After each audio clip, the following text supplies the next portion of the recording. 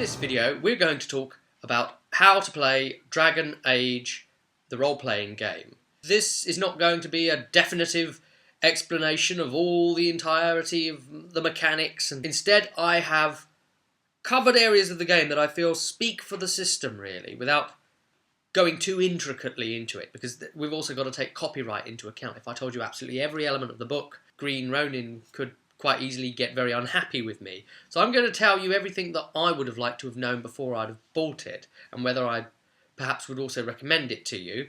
And generally, you should come away with this knowing what sort of game this is, and armed with enough information to know whether you want to spend your money on it or not. But I'm going to say straight away from the beginning, it's very, very exciting, and I'm glad that I'm about to play it. So, let's look at how this one works.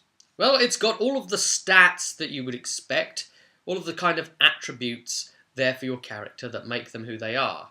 The system itself uses, at least in Tier 1, which is levels 1 to 5, a series of stats ranging anywhere between -2 right up to +4. And then after the scope of that, you can then get higher than that as well. But this uses a 3d6 system. So, 6-sided dice, 3 of them. You need 2 of one colour, 1 of another. The off-colour die is your dragon die. And when you buy the box set, it actually comes with dice as well. It's very, very nice the way they've put that together. What I like about the 3d6 system, if you think about it, as opposed to rolling a d20 or even the percentile system with the d10s, is that you don't get just that pure randomness. You actually get, in your results, a bell curve, because the chances of rolling a single 1 are a lot easier than they are of rolling 3 ones. That's a lot harder, right? It's more likelihood to have results further towards the middle. Now, the dragon die itself is very nice. You could either measure degrees of success by the result that you end up with on the dragon die. If you roll any doubles with any of the dice, even the dragon die itself, amount the double was, whatever the dragon die states is then how many stunt points you've just opened up on your say combat roll in terms of Tier 1. Then you can do extra things in your go. So it isn't just that mentality of I swing my sword and now you swing your sword back at me. It's, oh, I swung my sword and I've just generated doubles and I've just checked my dragon die and, oh, let's see, I've just rolled a 5 on my dragon die, so I can now spend stunt points up to 5. So I could use one of the 1 stunt points and a different 1 stunt point.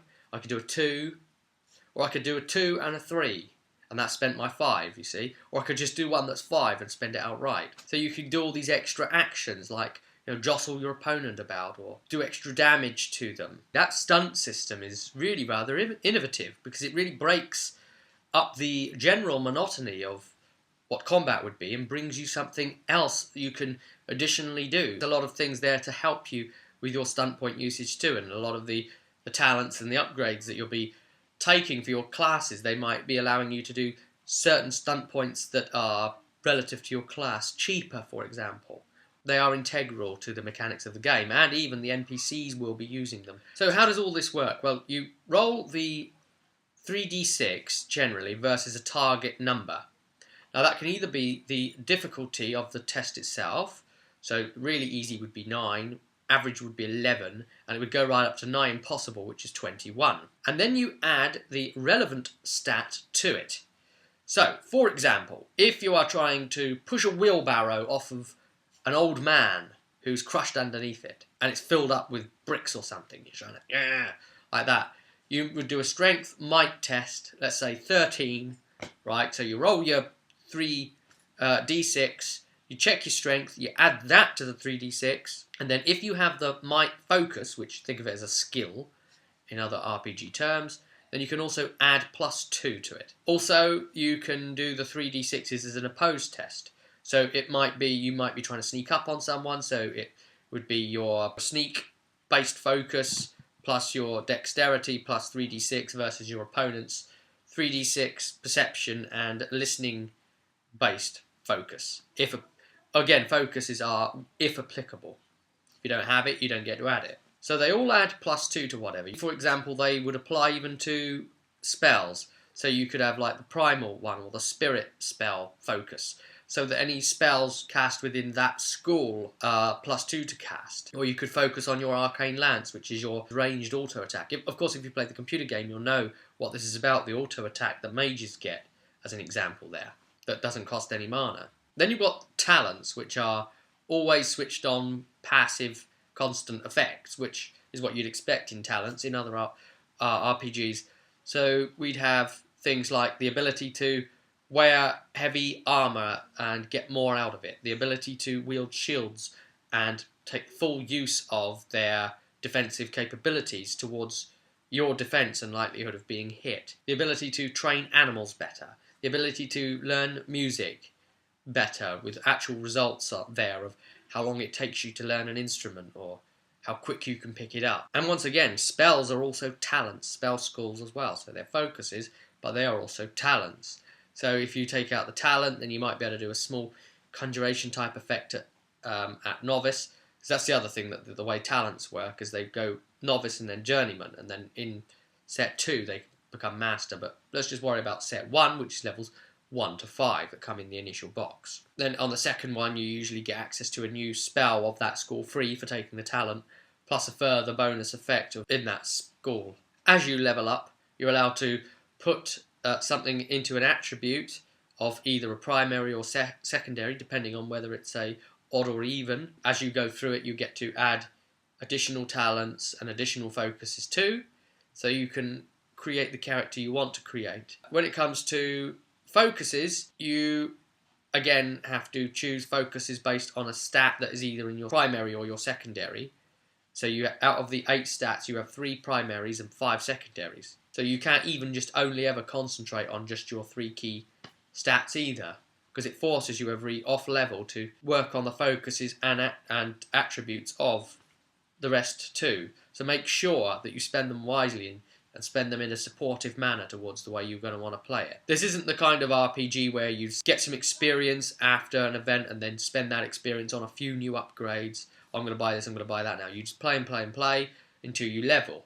And then when you ding, all the upgrades all happen at once. So it's a good idea to have all that written out in advance. You gain the new health, extra mana, and all the new things that apply to you. Now, health itself is a good one. The way they've done it is that you can either heal each other with a cunning healing 11 target number test. Your cunning is basically your intelligence. Then, of course, there are various heal spells as well.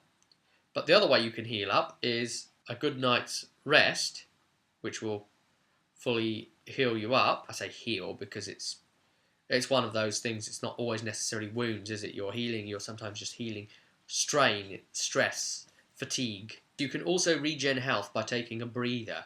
So if anybody takes a 5-minute breather, maybe drink some water, have a little rest, just take it easy, then they get to generate a bit of health back as a formula. Mana regens take a little bit longer. They need to like meditate or whatever. They need at least an hour to start regenerating their mana. But of course there's potions as well, so you can pop those. Your defense stat is there for trying to not get hit. So if someone's trying to hit you with, say, a particular range weaponry, that might use a dexterity plus whatever focus plus 3d6, and that would come in against the attacked person's defense stat. Get past that defense number, then you've got a hit in. And shields, conversely, don't take wounds off of that you've just received like armor does, because you've got armor too.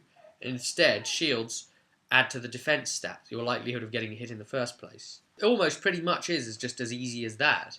The other thing is, if you go down to 0 health, that you are then dying, you have a limited number of rounds based on your constitution, plus 2, to save yourself. Well, you can't really save yourself. You are dying, you're going to have copped it, so someone needs to get to you, they need to heal you, or they need to do a cunning healing to bring you back. The other thing I would say is that there are no second chances in Dragon Age. It's a hard-ass game from the point of view that you don't have like fate points to save you. You don't have any second chances. And yes, there is a revive spell that will open up at tier 2, but again, that will only heal a dying player, not a dead one. A very notable thing is really how the experience system works, and I'm, as a GM, very, very excited about this. I think that's worth its own video, so look out for that appearing soon. Alright, well, we'll wrap things there. Look out for more videos in the Dragon Age list. This should have given you a rundown on how this system works anyway, and I'll see you at the next video.